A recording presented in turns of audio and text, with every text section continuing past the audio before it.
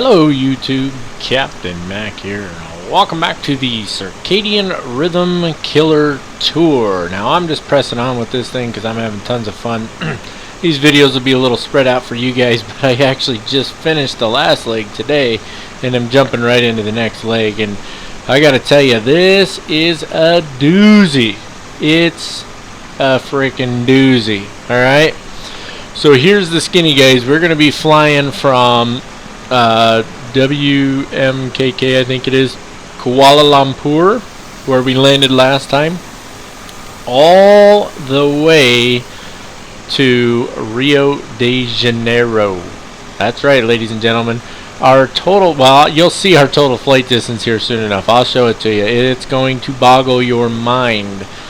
And I'm going to show you a couple other things that go along with this flight. It is something else, folks. This flight is scheduled, it's estimated at around 20 hours. It's scheduled for 19 hours. It'll probably take us just a little bit longer. We'll see how it goes. But it's going to be quite the flight. And I'm pretty excited about it. I'm looking forward to it. And I hope that you guys are too. So you can see we're here on the ramp getting loaded up at Kuala Lumpur, and we are going to be quite full today. Quite full indeed, and we'll take a look at that here in just a minute. So without further ado, what do you say we climb up in the office and get to work? Alrighty, welcome to the flight deck, ladies and gentlemen. Let's take a look at the plan of the day first and foremost. Bam! Sim Toolkit Pro. Still loving this thing, gonna keep loving this thing. If you guys haven't tried it, I'm telling you, Sim Toolkit Pro. Type it into Google, download it. It's 100% completely, totally, absolutely free to use. Only caveat to that is if you want to use Navigraph charts or Active Sky with it like I do, you must pay for those subscriptions separately. They are not part of Sim Toolkit Pro, they are simply integrated with it. Check it out. You're going to love this thing. It's fantastic. Alright, here we are. Kuala Lumpur, all the way out to Galileo Antonio Carlos Jobim International Airport, or SBGL in, it just slipped my mind. Rio de Janeiro. There we go. I'm pretty sure it's Rio de Janeiro. Alright. Air distance, 9,640 nautical miles. I'm not kidding, folks. 9,640 nautical miles. Now, it's going to be a stretch, and let me tell you why. Trip fuel, 338,409 pounds. Final reserve fuel, 5,991 pounds. It shows an extra fuel of negative 14,657 pounds. Total block fuel, 358,500 pounds. Remember that number, 358,500 pounds. Let's go down here and take a look real quick. So you can see estimated 20 hours and 24 minutes, scheduled for 18 hours 55 minutes. Going to depend on the winds. If we hit headwinds, we are going to have to stop short. We will not be able to cross over the Pacific or the Atlantic. We won't make it all the way. Let's just put it that way. Let's take a look here real quick. Let me zoom this out. Alright, this is the basic flight plan. Alright, we will probably cut a little out, maybe go straight to OBMAT here. Anything we can cut off is going to be an advantage to us. If it looks like we're not going to have the fuel, we will have to divert and land in South Africa. So just keep that in mind, because we're not going to make this trip if we don't have enough fuel. There's nowhere else to stop. Okay, Rio de Janeiro is right here. There's nowhere else to stop. Let me turn off my follow me function. Alright, that's it. It's right here on the coast. See that? Alright, so we're going to have to watch that fuel and determine when we get about here whether or not we're going to be able to make it. So keep that in mind. Stand by for the possibility of a diversion. It's going to depend on the winds, right? It really depends on the wind. Now, let's go back to our flight summary here. Okay, one more time. 358,500 pounds. Bam, throw that back over there. Alright, before we jump in our pre-flight, I just want to show you something here real quick. FS Actions, fuel, 358,508 pounds is the absolute maximum amount of fuel that this aircraft will carry with, mind you, with 3 auxiliary fuel tanks. Let me show you what I'm talking about. I didn't even know about this. I'd never I've never done a flight this long in this aircraft, so I didn't even know about it. If you go to PMDG Setup Aircraft Equipment, you go to page 4.5, Auxiliary Fuel Equipment. You have to change it to 3 tanks in order to make this flight. So we have 3 auxiliary fuel tanks on this aircraft, and that puts us at 358,508 pounds, which is exactly 8 pounds more of fuel, which is barely over a gallon. It's not even a gallon and a half of fuel. It's 8 pounds more fuel than what's required for this flight. Wow. Wow, right? Okay, our max takeoff weight is 768,000 pounds, and I forgot to mention that over here. Our zero fuel weight is 408,900 pounds. Our takeoff weight is 766,000 pounds, give or take. If you look on here, our max takeoff weight 768.0. Our gross weight right now, with our fuel and our payload, is 767,500 pounds. We are 500 pounds under max takeoff weight. This is going to be an epic flight, and we have flights coming up that are longer than this. So I know there's at least 1 or 2 that's in a 787, which does have greater range than this aircraft, but I don't know. The whole thing's like kind of getting a little crazy here, right? Okay, so I'm really looking forward to this one. I hope that you guys are too. With all of that said, let's take a look at our pre-flight checklist here. Block fuel, we've loaded and verified. We are absolutely topped off. All right, they went until the fuel spilled out of the tanks. They gave it everything. Payload is loaded and verified. Parking brake should be set. Let's just double check. It was not, so it is now. Battery switch needs to be on, which it should be. We're in the long turnaround state, so we got ground power on, but not the APU. Primary flight computers guarded or auto and guard closed. Thrust asymmetry compensation is on auto. APU gen switches APU gen switches on. IFE passenger seats on. That's these here, and then cabin utility on as well. Left and right bus tie switches both on. Left and right generator control switches both on. Sorry, moved my mouse too quick. Backup generator switches are both on. APU is going to remain off for now. We're not going to burn 1 ounce of fuel more than we need to. Nav light needs to be on, which it is. Logo lights are as needed. We don't need them right now. Cockpit lights, same thing. Emergency exit lights need to be armed and guard closed. And as somebody mentioned in a comment, and I've brought it up in another video, that does not arm the emergency exits. It only does the lights. The emergency exits are armed by the cabin crew in the back. Left and right pack control switches need to be on auto. These 2 over here. Isolation valves all on auto. Left and right engine bleeds on. APU bleed on auto as well. Click on the Aorous, and that takes us up to our FMC initialization and flight planning. Okay, moving right along here, let's jump down to our FMC. Let me go ahead and move the spoilers out of the way, or the spoiler handle anyway. We obviously need to do our inertial position. It's the correct model. The AirAC cycle is up to date. Position initialization, we are at, let me just double check it. I keep forgetting it is WMKK. So WMKK, there we go. And let's go to the next page, and let's grab our GPS position here. Come back here, plop it in there, and bamsis, son. Now go over to the route page, and let's put in the route request. It's the 777, and where is it? I put it in the wrong one, I bet you. I bet you it's in this one. There it is. Yep, I put it in the 747 folder accidentally. Okay, that's the one we want. Request it. Wait for it. Just wait for it. It's a-coming. It's a-coming. Holy cow, that took forever. Load it. Now we gotta wait for it to load. It's loading in. Almost done. Come on. Clear that. Okay. There we go, 5 pages. I was like, there's no way it's only 2 pages. Execute. So let's look at that real quick. If you go to the next page, actually let's go ahead and take care of that departure and arrival real quick. So it is going to be the Rummy D1 Charlie. Ah, this is killing me. Why are no SIDS and stars showing up in here? I just updated the nav data today too, just to see. I updated the nav data. There's no reason for me not to have my SIDS and stars in here.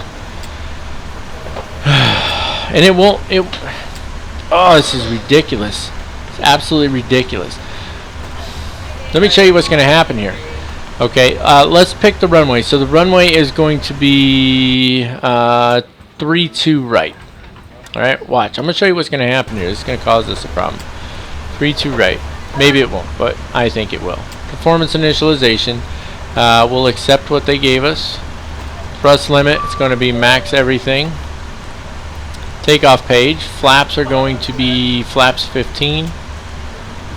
And center of gravity is 29.9. It did give us our V speeds. I didn't think it would. Look at that VR and V2. 172 and 177. Now this airplane I know can handle it.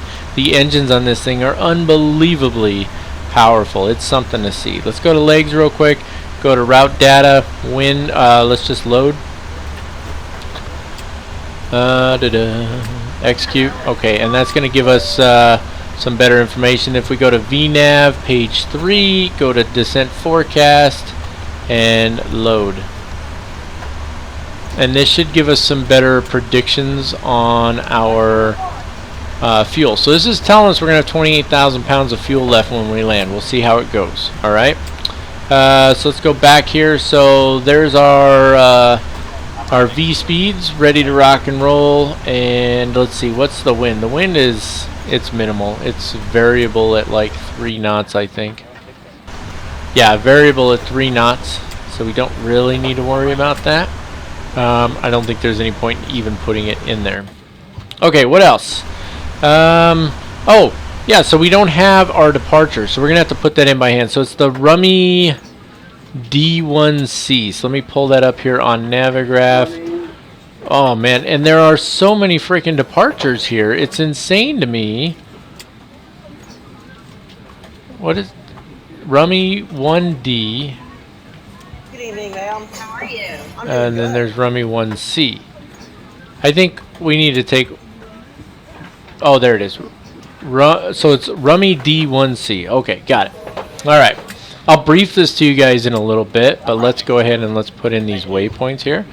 So go back over to our legs page, and so you see it's got us going out to Rumid, or Rummy D is what I'm calling it, Rumid, but that's actually behind us on departure.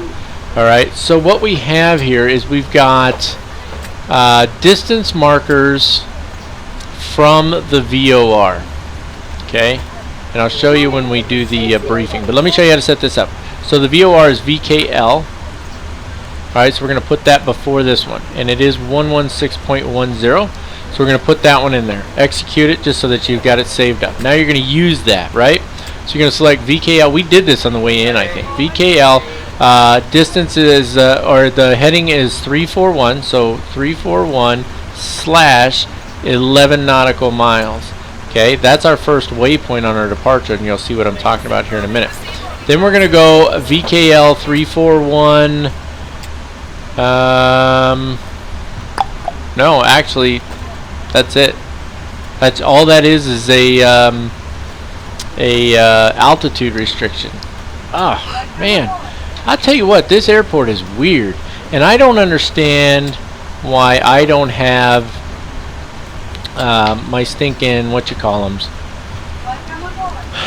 SIDS and stars and all that stuff for this airfield. This better not be the case. You know what? Departure arrival, go to index, SBGL arrival. See, those are there. Okay, so that's good. That's good. So let's go back to our legs page. So this is really just for reference for us. Alright? So what we can do, you can literally just delete it now. Invalid delete. It's not gonna, never mind, you can't delete it now. Whoa, what just happened there? Erase. Grab this one, put it in there, execute that. Now let's see if it'll let me delete it. I'm going to try it one more time. No, it's not going to let me delete that. That's alright. Okay, so at this one here, we need to be at or above 2500. So we're going to go /2500A. That's for at or above, right? Bam. And then once we pass 4,000 feet, we're going to start our left turn towards Rumid. we should have no problem making this. We're heavy, so we're going to be over the max speed that it allows, but I think we're going to be good to go, and you'll see what I'm talking about when we get to the departure. Alright? Okay, enough talk about that. You guys see how to set it up. It's not the end of the world. It's just frustrating that those aren't showing up in here for some reason. If anybody knows why I don't have Kuala Lumpur's, SID stars, departures, arrivals, I don't have any of them. I don't have any of the approaches, none of it. So if you guys know why, let me know, because that's really weird. But anyway, that's going to wrap up our FMC initialization and flight planning. So somehow during the course of setting up our FMC, the aircraft has moved backwards. Like, I don't even know what's going on. Who knows, right? Okay. I suspect that I hit Shift P somehow, and it's trying to move backwards, but because there's chocks on, I don't know. I have no idea. Anyway, let's press on. Cockpit preparation. Window heat needs to come on. All four of these, which they are. Primary left and right engine hydraulic pump switches are both on. These two here. All of these off. These two off as well. Seatbelt signs can go to auto. We don't need any lights right now. We can do our fire and overheat test. There we go. Fantastic. All of these guarded closed. EECs are normal. Start selectors are normal. Auto start is on. Fuel pumps don't need to be on yet, so we're just going to leave them off. Don't mess with your fuel jettison. You don't need to. Wing and engine anti-ice all in the auto position. Nav light is on. All the other lights are on, or off, I mean. We can click on that guy to test all of our light displays, and then you can zip around your cockpit or your flight deck here and make sure that everything's working properly, which it is. Give it a left click once you're done. That turns off all the ones that should be off. What else here? Gasper switch recirc fans, upper lower recircs both on, equipment cooling's on, Gasper switch is on, both the packs are on. Trim air is on, flight deck temp and cabin temp are both at 12 o'clock or auto position. All the isolation valves are auto. Left and right engine bleeds are, let's see, well, it just says engine and APU bleed air switches are either on or auto. Pressurization is in the auto. Leave this knob alone. Don't mess with either of those switches. Make sure the right wiper is in the off position. We've already obtained the ATIS. Let's go ahead and we finished programming our FMC. Let's set up our MCP here. Flight director switches can come on. Now, I didn't see any maximum altitudes on here. I'm just double checking real quick. We do want to set transition altitude at 11,000 feet. And I don't see any max altitudes, just minimum altitudes. So we're going to go ahead and set this. Our initial cruise altitude is, come on, go away you. Let's see, 280, and eventually we'll be at 380. So we'll switch this guy to 280. Nope, 280, there we go. Put it back over there. And what else? Auto throttle's already armed. LNAV, VNAV can both be armed. We've already set the altimeter, which is 1009. Runway heading. Let's grab that over here off of Navigraph real quick. Runway heading is going to be 326 degrees. I'm doing good. Bring that down a little. There we go, 326. And what else? We do need to take care of our pre-flight checklist down here. Oxygen was tested. You know, I show it sometimes I don't, but oxygen test, you just come over here, and all you do is click on this guy, you get the little cross, and you get the little sound. So, in case you hadn't seen that before. So there we go. Flight instruments are set, heading is 326, and the altimeter is 1009.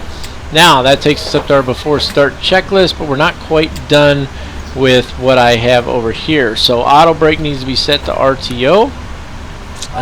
Flight instruments are set. COM is good. We're not using any ATC today. We're going to set this to 2336 like we usually do. There we go. And then let's test the TCAS. You can see the test taking place there. And that's going to take us up to our before start checklist. Alright, they are done with boarding. Let's get the doors closed up and get those those ladders out of here. I have no idea why the aircraft moved backwards. That's really weird. I must have hit Shift P or something. I'm just going to double check and make sure there's no other cargo loading since I ran into that issue once before. Yeah, it looks like we're good on that. So jump back in here. Those are all closing up. We do need to arm all of these. There we go. Fantastic. And let's start that APU up here. 1 click, 2 clicks. And then let's go ahead and get the fuel pumps on. We're going to go right into prepping for our departure here. So it should be this one, and then this one, this one, this one, and then these two in that order, I do believe. Beacon light needs to come on as well. And we are into our before start checklist. In case you didn't know, cabinet doors closed and armed, external power air disconnected. We need to wait for the APU to finish spinning up. We've got all the hydraulic pump selectors on. Left and right fuel pump switches are on. Center pump switches are going to need to come on as well, because we definitely have fuel in there. We are as full as we can get. Seatbelt signs are on. Beacon light is on. And recall switch needs to be pushed. Why is that showing up? Hydraulic pressure C1 and C2. They're all supposed to be on, and they are on. I guess they'll kick in once once I got the engines up and running. All right, so what I'm going to do here is take care of this checklist. And then while we're doing that, let's go ahead. Actually, let's take care of this checklist right here. So MCP V2, we never set V2, did we? So it's 177 plus 5 is 182. I think that's the highest setting we've ever put on here for our departure, which is just crazy, right? Okay, takeoff speeds. V1 is 165, VR is 172, and V2 is 177. CDU pre-flight is complete. Trim, we can't do that until all the engines are started, and then we need to do our taxi and takeoff briefing. So let's do that real quick so we don't burn too much fuel. Excuse me. All right, we are parked right about here. It's almost impossible to read that briefing strip when it's pointed that way, but ATIS is going to be on 126.45 and delivery on 126.0. Ground for us, we're 3-2 right, so 122.525. And then tower for us is 118.8. It's going to be pretty simple. It's going to be Kilo over here across Bravo 14 down to Alpha 11. And if unless this is a yellow chevron, in which case we'll go to Alpha 10, but we'll be holding short here. 13,186 feet of runway to work with. We're going to probably use quite a bit of it, but these engines are seriously powerful. Okay, our departure is the Rumid 1C departure, and as you can see, this is that custom waypoint we put in based off of this VOR, which is behind us. Yeah, I'm not sure how this is going to work. I'm going to see if I can put that custom waypoint in there, like overwrite this waypoint. And then once we get above 4,000, we're supposed to start that left turn all the way around to Rumid. And then it's on course from there. We did not set the transition altitude, so I'm going to do that right now. Let's go in here. Let's bump that off. Go to the next one there. Jump up here. Put this on the engines page. Come back down here. And we need to go to VNAV. And go to the forecast page. Transition altitude is 11,000. There we go. And then go to the legs page. And I'm going to grab this guy and I'm going to put it right there. And that should completely wipe out that VOR now. And then it's 2,500 at or above. And we're good to go from there, which means we are ready to push and start. Alright, so I've requested the pushback procedure. So they're pulling up right now.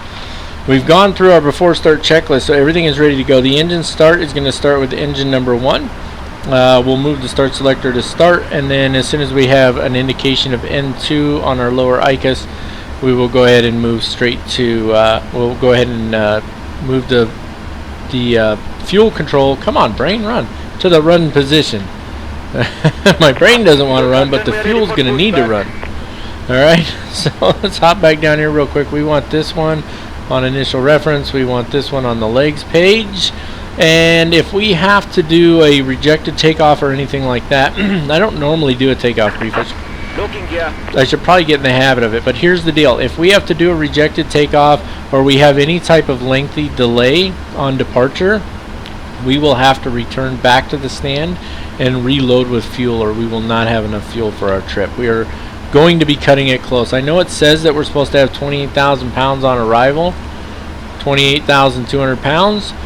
That's assuming no headwinds anywhere along the way.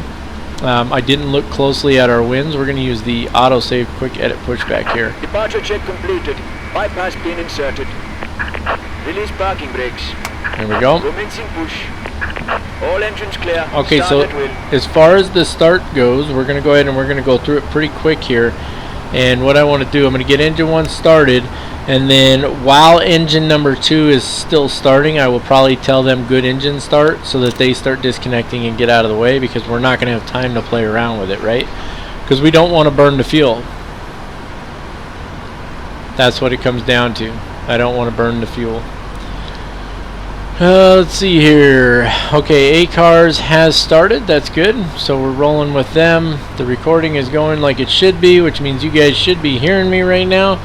I think we're good with everything. We just need to finish this pushback, and then we should be good to go. Let me get this thing on the map over here and zoom on in so that I can see our taxiways. And we got a storm nearby too. We are going to be just missing the edge of that storm if we get out of here quick enough. But we're gonna have to get out of here pretty quick. If we don't get going pretty quick, we're gonna catch a nasty storm. You should be able to see it. Yep, there's some of it right there, and it's moving this way, so we definitely need to get rolling here. Engine 1 is started. Let's go ahead and get engine 2 started. It's way up here, and there's the N2 coming up. Let's go ahead and bring in the fuel. Jump over here. Well, let's start taking a look at our before taxi stuff now. And let's not, because we gotta wait for everything anyway. So we're just gonna wait for them to finish pushing back. I'm gonna go ahead and break away here for just a minute. Let's let them finish the pushback, let the engines finish starting, and then I will see you guys when we're ready to do our before taxi checklist. Alright, we've given them the confirmation for the good engine start. Let's jump up here. First things first, I want to get the APU off, and that way we're not burning the extra fuel. Left and right gen control switches are on and the lights are off. APU selector is off. Engine start selectors over here are normal. Left and right pack control switches auto and lights off. Give them a minute, the lights will go off. Left, center, right isolation valve switches auto and lights off. Engine bleed air switches on and lights off. That's these two down here. Flaps need to be set to 15, so let's do that. Should be 3 on there, and let's do flight controls while we're at it. So we need to be 4.75 on the trim, so let's bring that up. There we go, and then let's go full left. So we're in a hurry, but we don't want to rush to the point where we miss things, right? Because we got a long flight, and that would be dangerous. All the way up. Left is clear. Right is clear. All the way down, and neutral, and then full left on the rudder, and full right on the rudder, and neutral, and then go back to the checklist there. Let's finish the one I got over here. Recall switch needs to be clicked, and of course TCAS is still off. APU is in its cooldown state. Doors are in the auto state. Auto brake is set to RTO. Wing and engine anti-ice are off. Taxi lights can come on. That's these 3 here. Wing lights need to go on as well. Take care of our checklist down here. You can see we're going through it very quickly. I just want to make sure we don't run out of fuel. Ground equipment is clear. That's our before takeoff checklist, so that's good to go there. Put this back on the engines page. Jump back over here. Bring the track IR on. Big jump. There we go. And let's roll. Brakes off. Just a little bit of thrust coming in. And I'm just going to double check and make sure A-Cars is running still properly. Everything is good there. Alright. And she's heavy, so she doesn't want to move. There we go. Look at that. That took quite a bit more thrust than it normally does. I can tell you that for certain. Alright, let me get a drink here. So I've been flying around a little bit in VR lately, and I couldn't get it to work very well before. But it is working exquisitely now, and man, it's so much fun. If you guys get a chance to fly in VR, take advantage of it. Told you I had to take a drink of something. Oh, I feel like I'm sitting way down in this chair here. That's a little better there. Alright, so pretty much straight on down the taxiway here. Goodness. This flight, I'm not going to lie, this flight's got me just ever so slightly nervous. Oh, where am I going there? There's Malaysia Airlines. You know they're going to cut us off if we don't beat them to the punch down there. We should have a left turn up here. There's a... Is that British Airways coming in? It sure is. Nice. Alright. So it should be a left and a right to hold short of the runway there, and we are not going to fiddle around. If we're having any issues as far as traffic is concerned, I'll just clear the traffic out. Alright, TCAS is off as it should be. Now see, I've mentioned this before, but they got the ground friction right on this. They really did, because I have the thrust levers back at idle here, see? And we're coasting along at 12 knots, right? Whereas before, especially when you were super heavy like this, if you cut the throttles to idle, it'd come to a stop. It was really hard to find the balance. I just want to check and see what it's predicting our fuel at right now. Obviously that's, yeah, see it's down to 27.4 at the moment. As you can tell, that's a big deal to me. Cabin's ready, that's good. Because I know we're going to be cutting it close. I mean, as we get lighter, we're going to burn less fuel. My fear is hitting a headwind that burns through that fuel. That's my concern. So we're going to have to be keeping an eye out for that for certain. Okay, as we're coming up here, I'm going to go ahead and turn the TCAS on so we can see if anybody's coming in. And as of right now, within 20 nautical miles, I don't see anybody, so that's good. So we'll just coast on up here. And you know, I know that we're slowing down a little bit. That's alright. I'm trying not to burn fuel just for taxi, no more than I have to. And again, we should have enough fuel. I know that we should. But let's be honest. You know as well as I do, if you hit a headwind, especially if you hit a headwind that's stacked for, you know, 6,000 feet or something like that, which does happen sometimes, not very often. Usually it's within a couple thousand feet, but if you hit a headwind and you can't change altitude or something like that, you're going to have problems with your fuel. There's no two ways about it. So I'm hoping we don't hit any headwinds. I didn't look closely at the en route weather, so you know, that's my bad. Yeah, this is one of those things like right here. So when you're flying in VR, you can really feel like you have a much better visual of the height of the aircraft. Whereas, I don't know what it is, but it just doesn't look the same when you're looking at a 2D screen. Because in reality, the flight deck on this aircraft sits quite high. You know, it's not quite as high as a 747, but it is quite high indeed. I don't know what the height of the flight deck is. I never bothered to look. But I can tell you that it's probably somewhere around 25 feet would be a guess. Maybe even higher than that. I think it's like 43 feet is the flight deck on a 747. Not positive on that. I could be way off, but for some reason 43 feet is in my head. So, but a 747, if you've never been on the flight deck of a 747, it is seriously high. And the 777, while it's not as high, is also quite high off the ground. So you really get a much better feel for that in VR. And I was trying to do some recording in VR for you guys, but I mean, ultimately you still see the same thing you're seeing right now, but the quality's not quite as good. And so it just, you know, it's a lot of hassle to do it, and it just seems kind of pointless to me. Alright, we don't have anybody inbound, so I'm going to let her just roll out onto the runway here. Let's go ahead and bring those lights on, get the strobe lights on as well. I know we're not quite on the runway yet, but we're about to go onto it. So everything is set. Let's just take a quick look at our before takeoff checklist. Landing lights are on. Auto throttle is on. LNAV and VNAV are armed. The clock can be started now. And you actually have a clock on both sides, so I'm going to start both of them. And the TCAS is in TARA. So we'll take her straight on out here, and we will go straight into our departure.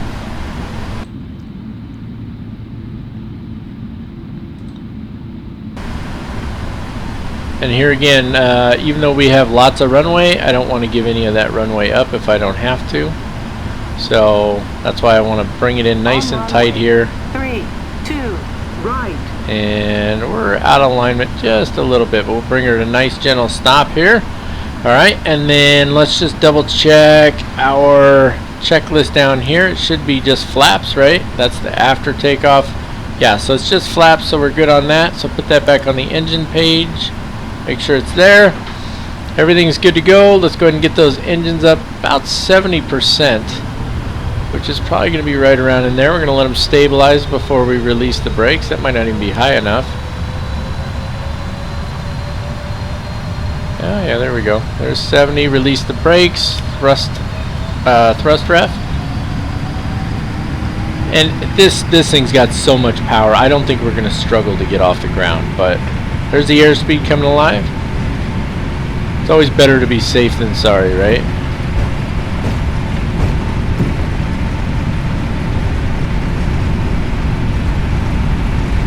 $80 knots, that's 90 knots. Well, we're still going to use a lot of it, that's for sure. Rotate. He just said rotate. He's not even close. Not even remotely close. V1. I was editing another video today where I had where I used the entire runway, like the entire runway, positive rate gear coming up, and it was the same thing. And I even noted it in the video editing, like, did he just say rotate? Yeah, he did. He said rotate. Like, why would he say rotate? That's an immediate turn there. That is so weird the way they do that. Not sure why that is. It probably has something to do with something off the end of the runway there they don't want you flying over. Alright, we're just watching our flight director here. And again, this thing is so powerful. It's not having a problem, that's for sure.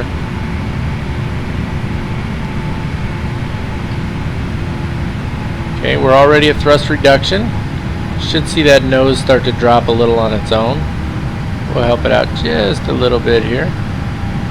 Want to get that speed coming up. There we go.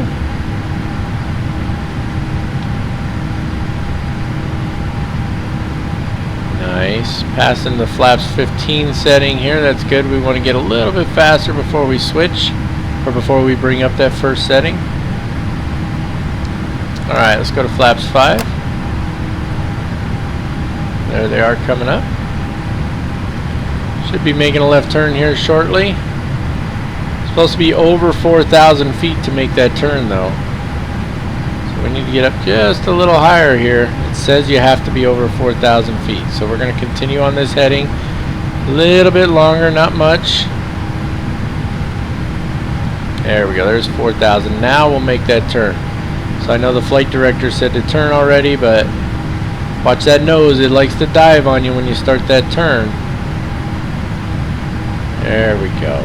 Looking good. Just hold that nose up. It's not that long. I mean, it's a 180, but it's up to you if you want to trim it out coming around the turn or not. Just be careful. If you trim it out for the turn, what's going to happen is when you come out of the turn, it's going to start climbing really fast on you. Because of the way the fly-by-wire is modeled in this PMDG aircraft, it can be a little slow to react sometimes.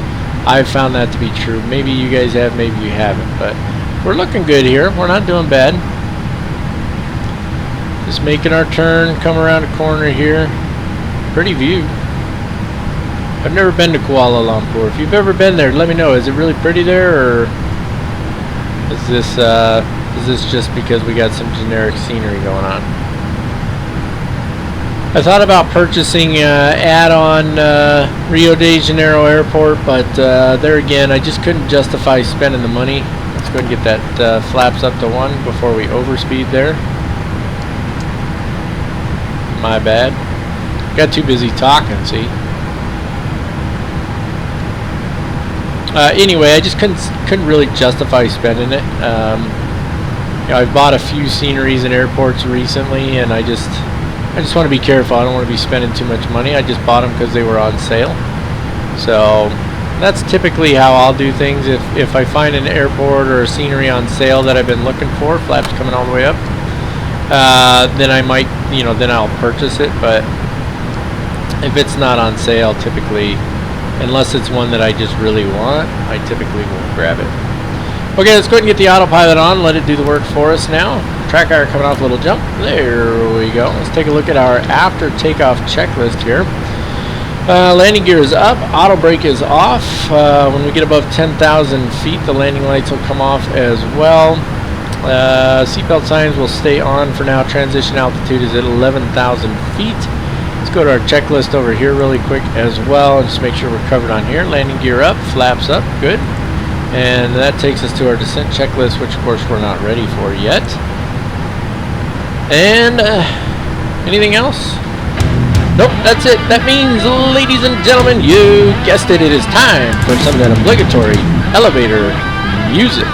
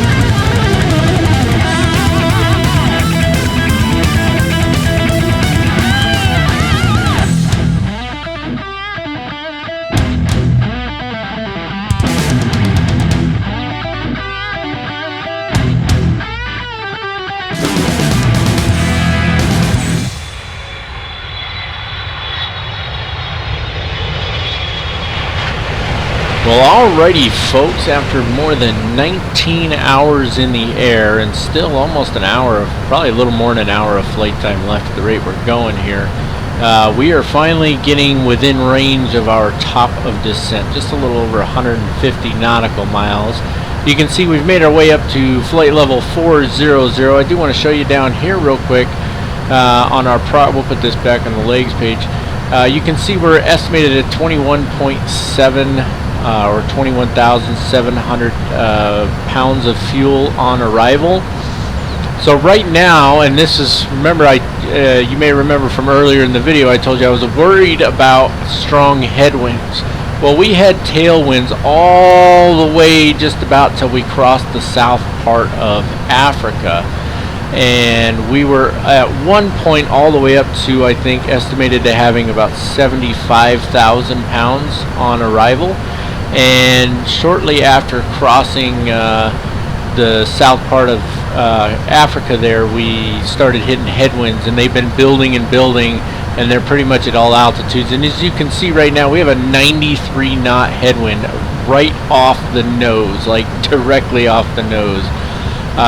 So we are we're slow on our ground speed. It's only 390 knots. At one point we were up to 585 knots when we had a really strong tailwind. So you can see how those winds can really make a big difference on especially on a long flight like this. But we're definitely going to have enough fuel to make the flight, so I'm super happy about that, because like I said, it's been more than 19 hours. It's been about 19 and a half at this point. So we do have a little bit of work to do before we can make our landing, so let's dive right in here. First things first, we've already gone ahead and chosen the arrival and the approach. It is going to be, I know what it is, I'm just wondering.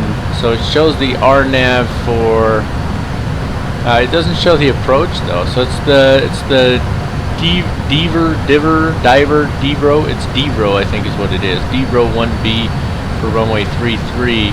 I was just a little surprised that it didn't show up in here, probably because I made a change to it. Basically, we're going to Devro, and then we're breaking off the arrival from there. And I'll show you that when we do the brief here in a few minutes. And then it's going to be the RNAV for runway 33, which of course we'll be briefing here shortly. Let's take care of our initial reference real quick. We are going to do, let's see, let me double check here. We've got 10,433 feet of runway, so I think we can do a flaps 25 landing. We're going to be pretty heavy on our gross weight, but not super heavy. But I am going to just double check one other thing over here. Let's see. So our max landing weight is 492,000 pounds. We're estimated to be landing at about 27,000 pounds. So if you think about it, I mean, we're pretty far down there, but we're still pretty heavy on our landing. So it's, you know, 10,433 feet of runway should be just fine, but we are gonna, you know how much I tend to float it. I'm gonna have to really work it, not floating the aircraft if we choose flaps 25, and it's only a difference of 2 knots anyway, and we're less likely to float at flaps 25. So that's what we're gonna go with. Grab it there, select it, put it down there, and then over on your VNAV page 3, go to your forecast, make sure your transition level is put in there, which it is. I do have one thing that's kind of been driving me nuts here, and maybe you guys know how to do this. I've been trying to go to the route data and pull the wind. I redid the forecast, pull the wind forecast for GL025, which is just short of the runway, right? And so when I go in there, it only goes down to flight level 240, which doesn't do me any good. I'm going to be 400 feet above the ground when I get to that waypoint. I want to know what the forecasted wind is on ground level. Can I change these? Do you guys know? You know, the only thing I haven't tried is, let's see, these are all flight levels. Let me just try putting in an altitude. So at that waypoint, we're going to be just above minimum decision altitude, so we're going to call it, well, we got it right on here actually. So we're supposed to be at 698 feet. So let's just put that in there. Let's just see what happens. 0698 is probably how you have to put it in. Let's see if we can do that. Yeah, invalid entry. So that's what I'm wondering, guys. Do you know, is there a way for me to grab the weather for this altitude, or even this one here would be just fine? I just want to know if I can do that, or if I'm just stuck with whatever the forecast gives me, which may be the case, since the forecast doesn't really include, the forecast is through Active Sky, right? So it doesn't really include the arrival and the approach. So just something to think about. But anyway, back over the initial reference page. We'll leave it there. Let's take a look at our descent checklist here. The FMC has been addressed. Flight instruments are set. We do need to change our altitude, so we're going to change our altitude down to 1,600 feet. And I'm just going to double check, but I did look. We've got an adder above 8,000 at Divro, so we want to make sure that's in here. And at Divro, it's adder above 8,000. And then after that, the only altitude restrictions we have are hard altitude restrictions for the approach. So at OPSID 5,000, it should actually be a hard 5,000 at OPSID. So let's put that in there, /5,000. There we go. And then 3,200 at Volry, that's a hard 32, so we're good there. Alright, so that'll change our top of descent just a little bit. So we still got 101 nautical miles to go, and it's going to take a while to get there because of that headwind, right? So let's go ahead and adjust this down to 1,600 because we don't have any other altitude restrictions. I could have just flipped it over to 1,000, would have been much quicker, right? And then bring it back up to 1,600. There we go, that looks good. Wing and engine anti-ice are on auto, so we'll just leave those as they are. Recall switch needs to be pushed. Make sure nothing pops up. Auto brake as required, so we are going to use auto brakes 3. Help slow us down without us smashing on the brakes so we don't burn them up so much. Landing data has been checked, VREF and minimum, so VREF is going to be 137 plus 5 is going to be 142. And that brings us to our arrival and approach briefing. So let's do those real quick. Bam! Sim Toolkit Pro once again. Okay, so it's going to be, as I mentioned, the Divro 1B RNAV arrival. ATIS is going to be on 127.6. Airport elevation is at 28 feet. This is an RNAV 1 or RNP arrival. Transition level by ATC. We're going to go with the approach transition level for this. Let's see. We've got GNSS, so we don't have to worry about this here. So we're coming in out here at ADA, or Aldea is what it, I'm assuming that's how you say it, Aldea, or Aldea, I don't know, ADA. We're going to come in at that VOR there. 308 degrees from there to div row, and then at or above 8,000 there, or flight level 80. Now from here you would make a left and follow down here to the vectors point, but because we're going to be landing on runway 33, which is this one, and the transition to the approach is back over here, it made more sense to me to just break off the arrival here from div row and go over to the approach. So that's what we're going to do. So let's take a look at that now. So it is the RNAV Y runway 33 approach. Let me zoom this in a little for you. ATIS is on one. Why is that? Hold on. Okay. So you hear the engines in the background are like revved way up, right? It's doing it because it's making a turn. I just wanted to make sure it wasn't doing anything funky.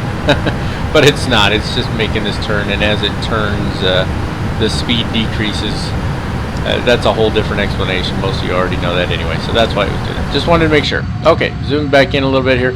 So ATIS on 127.6. Control or approach is going to be on any one of these 4 frequencies, whichever one we would be handed off to.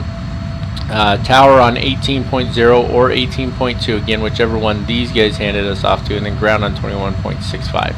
It is an RNAV approach. There's no frequency for this. RNAV and GPS and GNSS, they're all the same thing, just so that you're aware.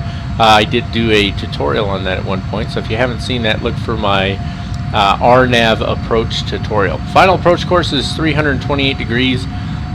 So this is where we want to, at 1660 feet, is essentially like a glide slope intercept, but there's no glide slope, right? So this is where we should be descending, or it's our final approach fix, descending towards the runway. Now I may have the explanation on that wrong. It's been a while since I've done an RNAV approach, and since, well, I need to go back and do a little more research on approaches and stuff and make sure I got that information more appropriate for you. So I apologize for that, but that's where we're going to start basically our final approach right there, 1660 feet. LNAV and VNAV decision altitude. So we are using LNAV and VNAV. So our decision altitude would be 339 feet. Again, airport elevation is 28 feet and the runway is at 11 feet. For a missed approach, climb to 6,000 feet and maintain 328 degrees until 1,000 feet. Then turn left to NSAR. Then turn right for holding at IVTOL. Alright, transition altitude 7,000 feet. And that's about the gist of it. Now we do have some minimum safe altitudes to concern ourselves with here. You've actually got a few of them. So you got 5,000 feet in here. Oh, excuse me, had a hiccup there. It's 5,000 here, 5,000 here, but outside the circle here, it's flight level 095, so 9,500. It shows 5,000 here as well, and then flight level 085 over here. So you got to keep those in mind if you're flying in any of those areas. We're coming in over here at opposite, so we do need to be aware. We're supposed to be at 5,000 there. Highest altitude in this sector over here is 1,336 feet right there, so it should be just off our left side. And then it's down to Vulry, and then a right turn to our final approach course at 328 degrees. Then to GL153, GL025. So GL153, this is where we need to be at 1,660 feet for our final approach. And you can see that in the profile view down here. So at Vulry, we're at 3,200. Remember, at opposite, we're at 5,000. So it's a descent down to 3,200 at Vulry. All right, and then as we make that right turn to 328, it's descending down to 1,660. And then it's a 3-degree glide slope from there down to either the runway or the missed approach point or minimum decision altitude. So if you're using LNAV and VNAV, it's 339 feet. If you're using the LNAV only, it's 420 feet. We're really using both, so it's going to be 339 feet for us. PAPI lights on the right hand side, and then there's no other approach lights to the runway, otherwise it would show those to us on here. And that is your arrival and approach briefing.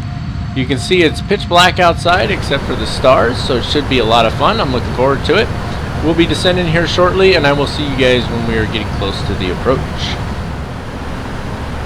Alright folks, we're going to be on OPSID here pretty soon. I changed the speed to 200 at OPSID because we're going to need to slow it down a bit anyway. But as of right now, it's still trying to hold 240 knots. I'm a little surprised at that. We're going to give it just another couple of miles here, and we're going to see if it takes care of itself. There's transition altitude. Let's go ahead and I've already switched it, so it's 1012. So I made that change already. And then you see that went to VNAV speed because of the difference in pressure altitude, right? So, well, that, and it also wants to slow to 200 knots now. So we do need to get down a little lower. We're supposed to be at a hard 5,000 at OPSID. We got 5 miles to get there. Part of the reason I wanted to slow down a little earlier is because when we go from Volry to GL153, we're looking at dropping a little over 1,600 feet in 5 nautical miles, and if we're going faster, it's going to be harder to do that. So I wanted to make sure that we got that speed down just a little bit, and you can see it automatically adjusted to 190, so I think we're good there. We'll go to the next flap setting as we start making the turn at Volry, and that should slow us down a little bit more, and we'll also get the gear out at that point. So I think that's going to work out nicely for us. Let's go ahead and arm the speed brakes there, and it's just telling us the FMC message flashing is because it wants what do you call it, speed brakes back out. So 139, flaps 25, so we're going to be looking at 144 is our V approach speed. So altimeters are set, so we're good there, so we can go ahead and move that over to the landing checklist and then switch it back over to the engines page, and let's take a look at our approach procedures on here. It's just got before landing, below 10,000 feet, landing lights are on, speed brakes are armed, seatbelt signs are on, and the altimeters are set. Let's go ahead and get the track IR coming on here. A little jump. There we go. Let me just recenter it just in case. Alright, so there's our hard 5,000 until we cross OPSID. And there we've crossed it, and so now we should start a descent down to 3,200. And there again, we've only got 4.7 nautical miles, right? So being a little slower is certainly going to help us out here. Once we turn at Volry, it's let me see here. Let me turn track IR back off for just a second here. It does not say how. Oh yeah, it does right there. So it's 5 miles from Volry to GL153. So we can go ahead and we can get flaps down as we make that turn here. So be ready to do that here shortly. Overall, we're looking good. Again, we want to be at 144 as our final approach speed. So right as we're about to make the turn here, about another mile from now, we're at 2.1. So when we get to just about a mile from Volry, we'll go ahead and drop that gear and throw out the next setting of flaps, and that'll help set us up. Nice view coming in over Rio de Janeiro here. Again, I did look at getting an add-on scenery. There, it's starting that turn. But this is my first time ever flying in here, and it may be a while before I fly in here again. But if I see some opportunities to fly in here some more, we will definitely start looking at Gear down. at getting the add-on scenery and doing some more approaches in here. So, all right, let's go ahead and take over the speed ourselves here, because it's just taking too long to slow down, in my opinion.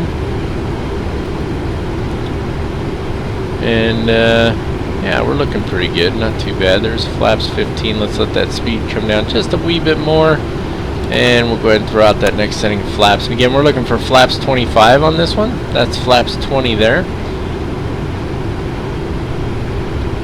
Yeah, now that speed's coming down nice. So again, 144 is our final approach speed, and we're a few miles out yet, so we don't have to have it set up that fast. Remember, PAPI lights, now they're supposed to be on the right hand side. Whether or not that proves to be true, we'll be finding out here. It looks to me like they're on the left hand side, to be honest with you. So alright, let's go flaps 25 here. There, they're coming in, and let's bring this speed down to 144. Alright, and then we'll just let her settle for a second here, and then we'll take over the aircraft. And when we do, we need to change our altitude to 6,000 feet. So I'm going to put that on the 1,000 marker. That'll make it a little easier, a little quicker. There we go. We're looking good. She's coming in nice. We'll keep that up. Yeah, see, the PAPI lights are on the wrong side. It's not really surprising. Again, if I had purchased an add-on airport or an add-on airfield, wouldn't be an issue. I'm sure it'd be at least closer to accurate. But it is what it is. All right, speed settling in here. Just let the aircraft settle just a little bit, and let's take off that autopilot because it's trying to climb a little bit now. And we'll go up to 6,000 here, maybe. Come on, one more. There we go, 6,000 on that. And we have control of the aircraft. A little bit of wind coming off the right side, mostly off the nose. 7 knots, not too fast, but we do want to watch for it to push us to that left a little bit there. So just try and keep her centered up. It is super dark out. We're just a hair low there. I don't know what it is about. We're going to end up too high here. We need to be descending just a little faster. Something about the way the fly-by-wire works on this 777. It seems to me that you get it like set where things seem to be where you want them. Like we're a little high right now. Like we're at 750 feet per minute, and I want to hold that all the way, and it should be trimmed for that. But see, now it's at 800, and if I leave it, look, it's starting to drop more. There's 900 and so on, and I'm letting it drop just a little more because we're a little high anyway. But it's something to do with the fly-by-wire. I don't know why it does that. Why it doesn't just hold what I got, you know what I mean?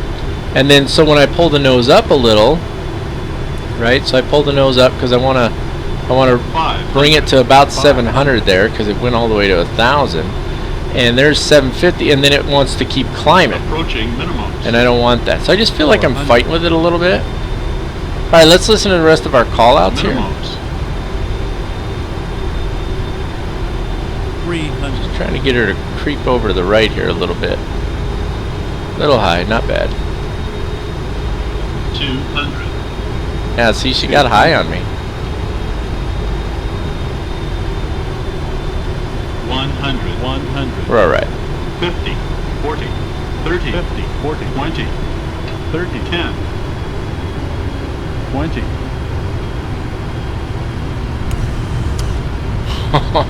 That was... Oh, I didn't float it at all, and it just... I don't know if you guys heard it. I heard it, though. The landing gear... There's 80 knots right there. The landing gear, like, kissed the runway, and I mean just barely kissed it. I'll take the next exit. And then just sort of hung there with the, you know how on the 777 the landing gear hangs down, right? So you got the farthest rear set of tires is hanging lowest, and I could hear it. I just heard him kiss and sort of drag along the ground for like for maybe 100 feet or so before it just kind of settled. That landing rate was minus 64 feet per minute. And I didn't float it on that one, did I? I didn't float it. I think that was beautiful. That was a thing of beauty right there. Let's go ahead and get the spoilers up. Slow her down a little more. Let's get that dome light on. That'll help us out a little bit. It's going to give us a little jump there, obviously. We don't want to be... So this is... this runway, it's like all high-speed exits for the other direction. Like it's like that all the way down. So we're just going to have to cut backwards on this guy.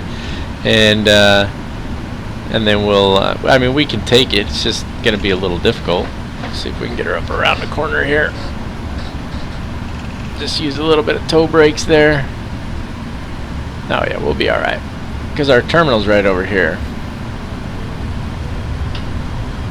There we go. Just all I did there was just give a little thrust on the #1 engine. And I left the #2 engine at idle. And that just helped us make that turn, get that strobe light off as well. Let's bring in a little thrust. We are still quite heavy, but that was, I'm actually very, very pleased with the landing rate on that one. That one was very nice there. So, alright, we'll just let her coast up nice and gentle here and turn the tracker off for a second. Let's take a look at this after landing checklist. Landing lights need to be off, which they are. Strobe lights are off. Taxi light is on. We do need to get that APU started. 1 and then 2 on the right click there. And what else? Wing and engine anti-ice will stay auto. Auto brakes need to go off. They were disarmed. They disarmed themselves. Speed brakes are down. Flaps are up, and well, flaps aren't quite up. We got a couple more clicks there, and then transponder mode goes to standby.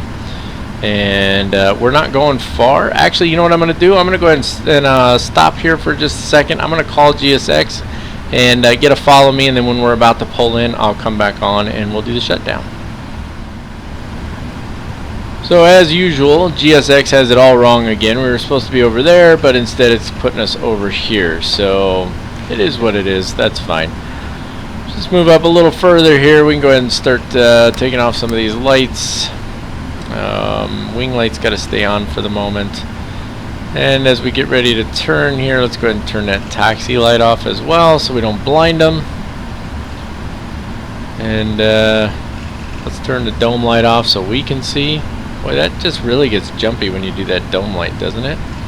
So let's see if we can see their, what do you call them? Their wands, their little glow sticks. I think you guys call them torches in the UK, right? Alright, so I can see them. See the guy guiding us in there. And I can see the numbers too, but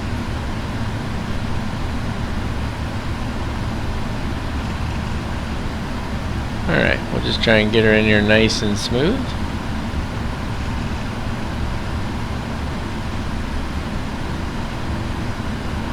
I know we're going to have to go a little more left here in a second. Just not quite yet. Okay, here we go.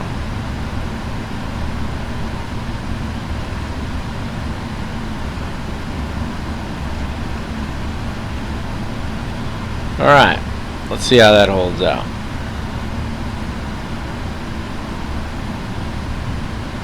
And it should continue to coast at 1 knot here for a minute. So I know that's really slow to come in, but I have a hard time with parking.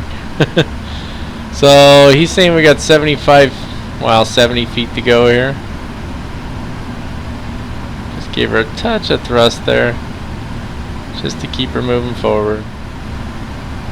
So I'm always torn between watching him and watching the numbers, you know. Getting close. Bink. That was pretty good, actually. It's probably one of my best parking jobs yet. Alright, track hour coming off, little jump. There we go. Let's go ahead and get the dome light on here. And the APU should be up and running. Let's just verify. It is there, and then we'll double check it over here.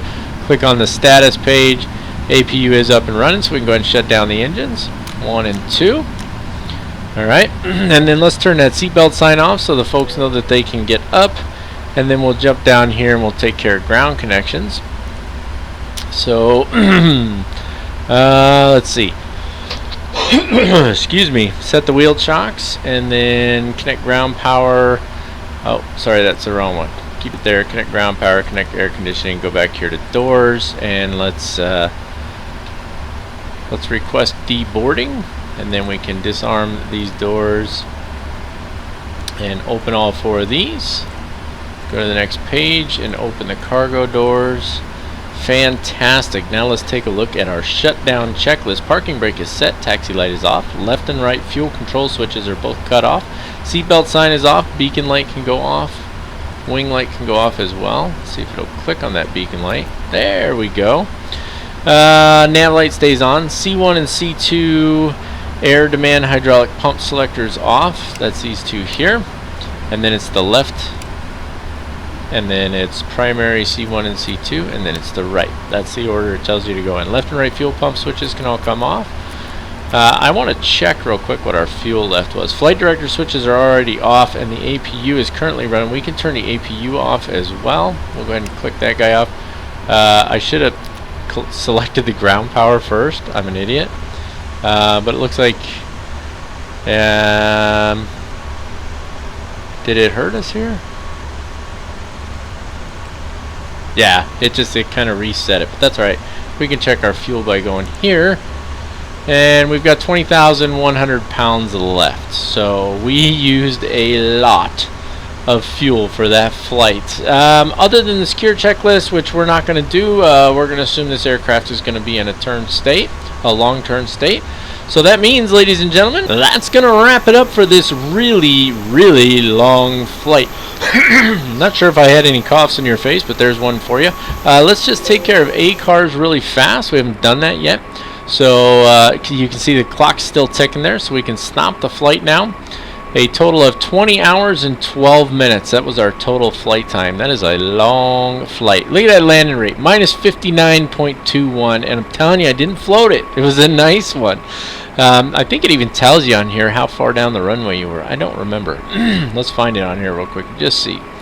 Runway 33. No, it doesn't look like. There's the landing rate, speed. No.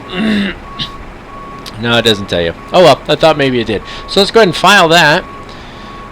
There we go. And that's going to put us, wow, that's a lot of miles covered up to this point. Let me take a look here at STKP. We can complete the flight over here. Goodness. My total flights on STKP is 37,681 nautical miles. So that's that's pretty fantastic. But this was a great flight, guys. I really enjoyed this one, and I hope that you guys did too. This was really a lot of fun, and I'm enjoying this little series, this tour here. I mean, it's tough. These are some long hours. I mean, 20 hours of flying time. That's a long freaking time. Now, let's be honest. I couldn't sit here for the entire 20 hours. I had to go to work today, for goodness sakes. But that is one of the beauties of flight simulation, is we do have the ability to pause and stuff like that. So, I hope that you guys enjoyed it. Let me know what you think down in the comments. If you haven't already done so, go ahead and smash that subscribe button. We're trying for 10,000 by the end of the year, and if we start getting close, we'll start looking at some giveaway possibilities. So smash the button and tell your friends. Give the video a thumbs up if you enjoyed it. That lets me know that I'm doing a good job and that you enjoy the content. If you didn't enjoy the content, you can give it a thumbs down, but please give some constructive but kind criticism down in the comments so that I can do a better job in the future. That's it. That's all and no more, ladies and gentlemen. So, until next time, as always, keep the blue side up unless otherwise instructed by ATC. God bless you all and have an absolutely wonderful day.